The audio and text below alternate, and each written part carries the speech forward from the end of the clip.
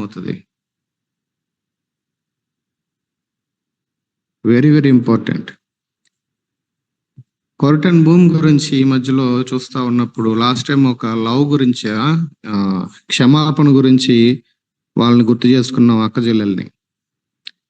అక్కడే జరిగినటువంటి ఇంకొక ఇన్సిడెంట్ ఏంటంటే, హిట్లర్ ఈ జర్మనీలో వీళ్ళని తీసుకుని వెళ్ళి కొరటన్ భూమిని, కొర్రీని, ఆమె యొక్క అక్క బెట్సీ, వీళ్ళిద్దరిని తీసుకెళ్లి జైల్లో పడేస్తే ఆ బ్యారక్ అంతా కూడా ఫుల్గా కిక్కిరిసిపోయి ఏమున్నాయి అని అంటే ఫుల్ ఈగలు. ఏమున్నాయి లోపల? ఫుల్గా ఈగలు ఉన్నాయి.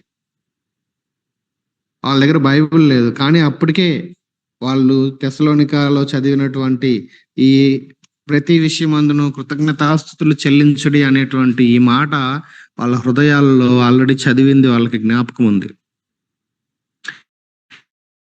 అప్పుడు కొరటన్ భూమ్ చాలా ఇదిగా ఉంటే వాళ్ళ అక్కనిందంట బెట్సి, అప్పుడు మనం ఈ మాట చదివాం కదా, ప్రతి విషయమందును ఇన్ ఎవ్రీథింగ్ గివ్ థ్యాంక్స్ అని బైబిల్ చెప్తుంది కదా, for this is the will of God అని.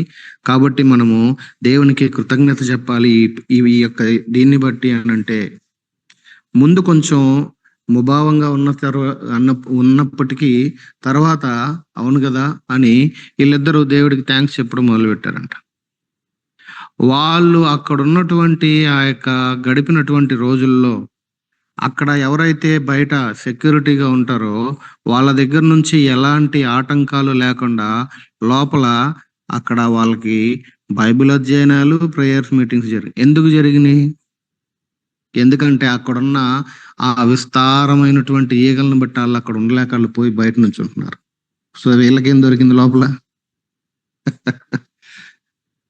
అర్థమైందా? ది హైడింగ్ ప్లేస్ అని ఇంగ్లీష్ లో దొరుకుతుంది. కొరటన్ భూమి రాసిన బుక్ దాగెడు స్థలము అని LF వాళ్ళు పబ్లిష్ చేశారు, తెలుగులో కూడా దొరుకుతుంది. బుక్స్ చదవండి, బైబిల్ చదివితేనే గొప్ప మా లైఫ్ లో అన్నట్టుగా ఉండిపోమాకండి దయచేసి. ఎందుకు పోయారు వీళ్ళందరూ బయటికి? విస్తారమైన ఈగలు. సో వాళ్ళు బయటికి వెళ్ళడానికి బట్టి లోపల వీళ్ళకి బైబిల్ అధ్యయనాలు అంటే నిజంగా వాళ్ళ దగ్గర ఏమి లేవు. ఏమకి గుర్తున్నాయి కొన్ని వచనాలు ఏమో చెప్తుంది, పక్కనున్న ఇంకో బిలీవర్కి గుర్తున్నాయి వాళ్ళు చెప్తున్నారు. అలాగే వాళ్ళకు గుర్తున్నటువంటి మాటల్ని ఒకరికొకరు జ్ఞాపకం చేసుకుంటూ కూర్చున్నారు, ప్రార్థనలు చేస్తూ ఉన్నారు. కాబట్టి దేవుని వాక్యం చెప్తా ఉంది, ప్రతి విషయమందు దేవునికి కృతజ్ఞతలు చెల్లించటం. దేవుడు మన దగ్గర నుంచి దానిని కోరుకుంటా ఉన్నాడు. సో కృతజ్ఞత లేని హృదయం వలన డేంజర్ ఏంటంటే అది అవిశ్వాసకి గుర్తుగా ఉంది, అది దేవునికి అవిధేయత చూపిస్తా ఉంది. కాబట్టి ఇది డేంజర్.